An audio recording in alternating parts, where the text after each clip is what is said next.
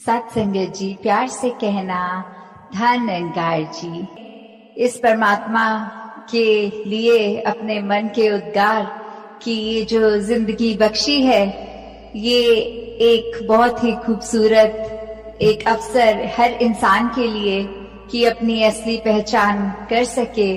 और वो पहचान इस रचनहार की पहचान से हो सकती है जब ये पता लग जाता है कि ये कर्ता, ये हर चीज का रचनहार कौन है, जिसने हमारी भी रचना की और हम भी इसी के अंश।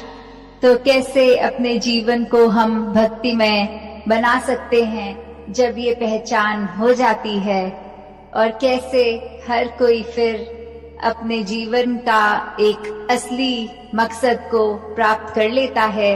ये भक्ति ही एक हमें एक रस रखने वाली, एक वो जो एक आर्ट कह ले की तरीका है कि हमने हमेशा कैसे किसी भी सिचुएशन में एक जैसा रखना है अपने आप को।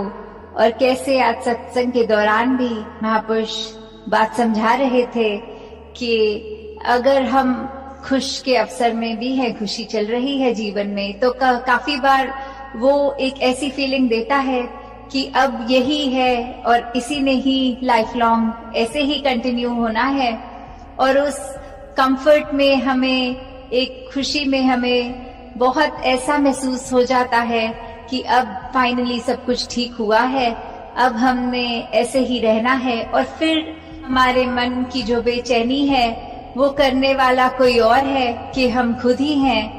और अक्सर इसका जवाब यही होगा कि अगर कोई कैसा भी हमारे साथ कर रहा है, मन में हमारे लिए भले द्वेष की बात रख रहा है, कड़वे बोल रहा है, पर उनके बोलों को तो अपने मन में घर हमने ही करने दिया है।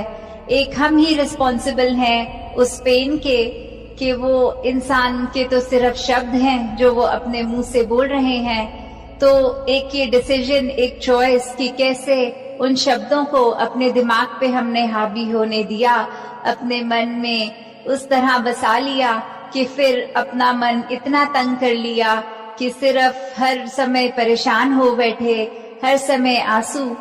कैसे फिर सिर्फ वो इम्पैक्ट सिर्फ हम तक नहीं रह जाता, घर के अन्य सदस्यों तक भी। फिर एक वो जब हमें उदास देखते हैं और इतना हर एक का केयर एंड कंसर्न घर परिवार में रहता है, और फिर उनकी भी चेहरे पे वो उदासी आनी लाजमी, तो कैसे एक हम अपनी वजह से भी औरों को भी एक मायूस कर बैठते हैं, चाहे वो इंटेंशनल नहीं हो।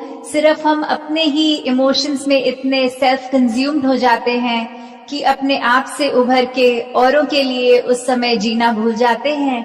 तो जहाँ ये बहुत जरूरी है कि हम जब आए हैं इस संसार में, तो घर परिवार की रिस्पॉन्सिबिलिटी, इस समाज की, इस संसार की रिस्पॉन्सिबिलिटी को निभाना है। पर वहाँ ये अपने आप को ठीक रखना ही शुरुआत है, क्योंकि जब हम स्वयं को ठीक नहीं रख सकेंगे, अपने आप को ठीक नहीं रख सकेंगे, तो फिर एक हम किसी और को कुछ क्या दे सकेंगे। तो जहाँ हर चीज की शुरुआत अपने आप से, कि कहाँ हमारी एक खामियां हैं उसको हम ठीक कर सकें, कहाँ हमारा अपना मन उदास है उसको इस सिमरन के साथ जोड़कर, इस निराकार के साथ जोड़कर खुद को एक स्थिरता की ओर ले जा सकें, और कहाँ फिर हम उसके बाद ही आगे दे पाएंगे।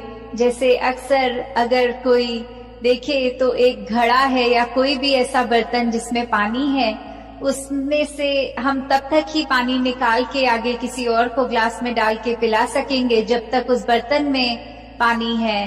पर जब उसी बर्तन में पानी खत्म हो जाता है तो आगे वो पानी हम किसी और को दे नहीं सकते।